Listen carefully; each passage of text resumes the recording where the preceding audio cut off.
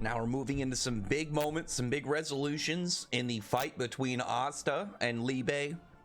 So it actually makes a lot of sense, to be perfectly honest. Like, I figured it'd get way closer to the emotional side of the fight by now, but they're still in the physical confrontation.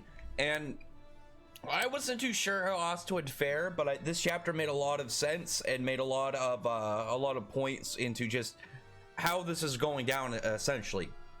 Because the anti-magic devil, obviously with anti-magic, its biggest advantage in a fight is going to be against people who can't use, they're not going to be able to use their magic to fight him. It's just based off of that point going to be physical strength and skill. And Asta doesn't have any magic, so that, that minus going into the fight doesn't exist for him. So it's just a fight of his swordsmanship and his skill, and training and stuff against what the anti-magic devil Libe can do. So the anti-magic isn't going to give him nearly as much of an edge in this fight as it would normally, because Asta doesn't fall under that category. So this really just comes down to a battle of physical strength versus, again, technique and training. And this chapter really did a lot at showing Asta is way more than just anti-magic. Asta is way more than just, he got his main character power and, he began his journey. Well, that's one thing. It's always weird to me when people try and note he's got this OP power, he's the blah blah. Like in any main character, they're the main character. They're gonna have one of the best abilities generally, because they are the focus. They are the person you're seeing this journey from. So they're gonna have something extremely, overwhelming about them. Asta's obviously is anti-magic, but we know that even after getting his anti-magic, Asta didn't just go, oh, I've got anti-magic now I can win and beat everybody. No, he's been training, he's been getting stronger, he's been progressing, he's been putting in the work and the hours so he could get to the pinnacle of where he's at. That's the thing about Asta, is even after getting anti-magic, he's like, all right, now I have to be the best with this that I possibly can be. Oh, my cat's knocking stuff over. There's always the idea that, the main characters with their main character power, it's like, oh, well, they only won because of this. Well, what about all the training and that, the sheer amount of time they put into it so they can utilize that? Because the anti-magic swords are only a tool to Asta.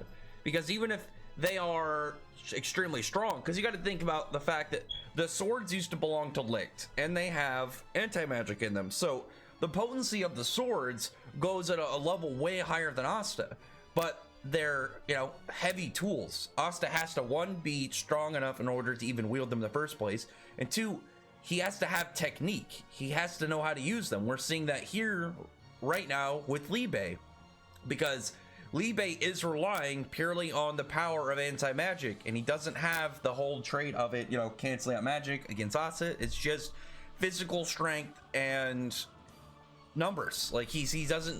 He's not wielding the swords. I think that's one thing to really note, is that the way that the two of them are fighting, Libe is just levitating the swords around his body and psychically controlling them. Essentially, he's manipulating the anti-magic in them so he can just have them hover and strike from a distance. Asta, after grabbing onto Yami's katana before it got over to Libe, is wielding a sword, and they're just having a normal match right now. But like I said, the difference, Asta's holding onto the sword, Libe is not. Libe still has enhanced physical strength of a devil. Asta can't measure up to him in terms of physical strength, but Asta can in terms of just his general skill with the sword. And I was surprised that they included Mars into that. Everybody else I understood, but Mars, to me, it was just he has sword training, but he's never been emphasized on being a sword-based character. So I was just kind of not a big deal, but at the same time, I was just kind of surprised by it. I am genuinely excited, though, to see Mars. I mean, I brought it before. Mars is definitely one of my favorites in Black Clover. I think a lot of people really like Mars. He's just cool in general, so I can see why people would enjoy his character. He got that first, really dark backstory in the series, too, and his magic is just really cool. He's got the mineral, he's got the fire, He's got all these different styles to him that he's got like really broken abilities that he can kind of just drop on top of him.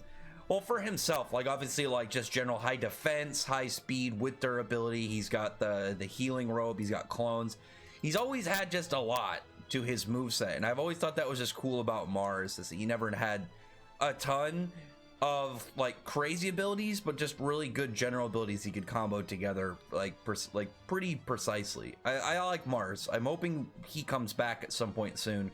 But Asta now go up against him. Like I said, Asta, when he clashes with the anti-magic devil, you see in this chapter already, like when he swings the sword down on Asta and he's just got the katana, it's putting a lot of pressure onto him. Like the sheer like force coming down is clearly beyond what Asta's able to do, but Asta's able to get in closer and is able to actually like compete with Libe by using skill. Like you just see like every time he comes in, okay, you see the image of Kyato, he's like moving in very swiftly, precisely. He's doing a lot of parrying, and he's just trying to play like a much more slight motion technique based game to close the gap. And then he comes in, you see Yami style of just offense, and even how he like kind of like cues up that thrust like Yami does, and just goes for a general kind of like sword stab. I'm surprised he didn't call it bolt thrust. That's the thing that like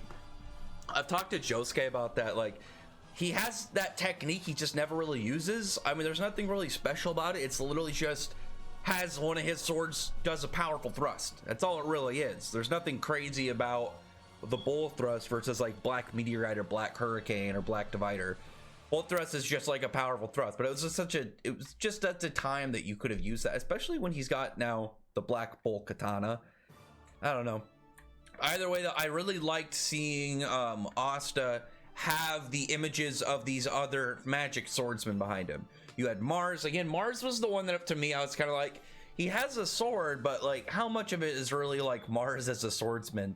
Either way, like Yami, Licht, Kyato, Fonzel, I thought that was really cool. I really enjoyed that, because this chapter again just shows to anybody who's ever thought that Asta just kind of like gets by with just having anti-magic. Asta got something that he could use to like get through his journey, but he had to be able to use them in the first place.